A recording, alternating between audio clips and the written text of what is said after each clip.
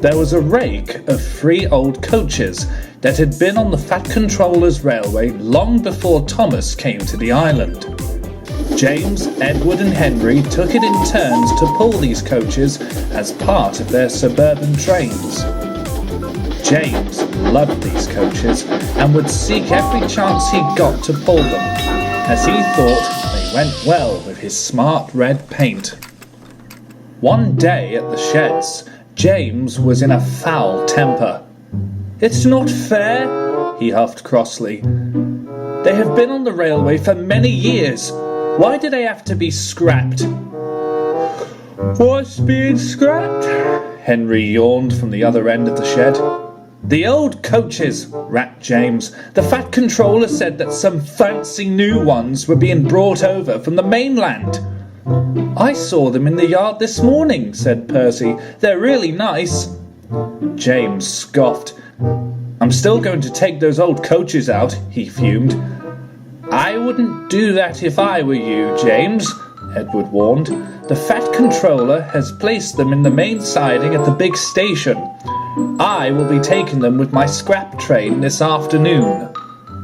James was furious, but all he could do was mutter under his breath as he headed off to work. James pulled into the big station. Waiting for him at the platform was a beautiful rake of red coaches. "Ugh, horrible things," he grumbled. He then noticed the old coaches sat in the siding. James looked at the new coaches for a few seconds, and then looked back at the old ones. "I'm sure the passengers wouldn't mind one more outing with the old coaches," he said to himself. That afternoon, Edward arrived with a scrap train to take away the old coaches, but was very surprised to see that they weren't there waiting for him. "That's odd," he thought. "I was certain Percy said that he had shunted them here." At that moment, Thomas scampered up the line with Annie and Clarabel. "Thomas," Edward called, "have you seen the old coaches?" "Not since this morning," Thomas replied. "Why?" "I was supposed to take them to the scrapyard," explained Edward. "They were here," Thomas reassured, "but the only engine that was here after me was—" Before Thomas could even finish, Edward soon realized. "I must find the Fat Controller," he fumed and hurried away, leaving a confused Thomas, Annie and Clarabel behind. Meanwhile, James had stopped at Edward's station with the old coaches.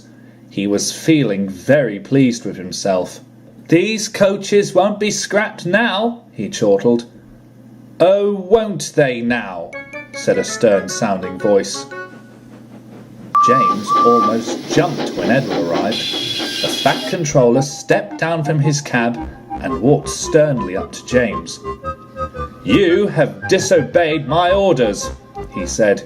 "These coaches have been retired, and that is why I brought new ones to the railway. Unless this is Sir James Hatt's railway, then these coaches would have a different fate." James felt rather defeated.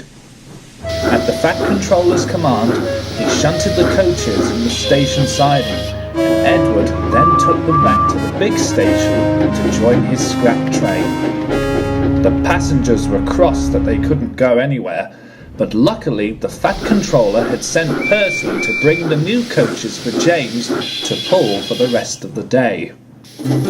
At first, James didn't like the new coaches and felt rather silly. But as he puffed up Gordon's Hill, he had to admit that his smart red paint looked very stylish with their own. By the time James had reached the end of the line, he had had a change of attitude towards the new coaches. In truth, he was going to miss the old ones, but he knew that they had had a long and useful working life. And deep down, James hoped that these new coaches would serve the Fat Controller's railway for many years to come.